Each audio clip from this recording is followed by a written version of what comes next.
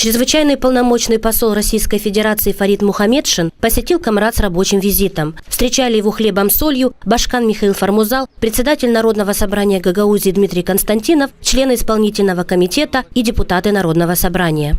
Образовательные проекты, культурные проекты, социально значимые проекты, гуманитарные проекты. Огромный пласт работы, над которым мы вместе с вами, уважаемые депутаты и Народного собрания, и парламента Республики Молдова, члены исполнительного комитета, уважаемый господин посол, вместе с вами мы работаем на укрепление дружбы между нашими народами, как это делалось нашими предками много лет назад.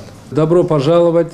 В Гагаузии в каждом доме всегда любой россиянин, любой гость нашей маленькой автономии найдет теплый кров, хлеб, соль найдет всегда и гостеприимство. В зале исполкома Народного собрания Гагаузии Фарид Мухамедшин в торжественной обстановке передал гагаузской стороне церковную утварь, подаренную правительством Московской области для строящегося храма Преображения Господня. Посол отметил, что его визит в Камрад знаменует собой стремление граждан России дружить с жителями Молдовы, Гагаузии, а также сотрудничать в гуманитарной сфере. Сегодня приходу Преображения Господня передается как раз церковная утварь.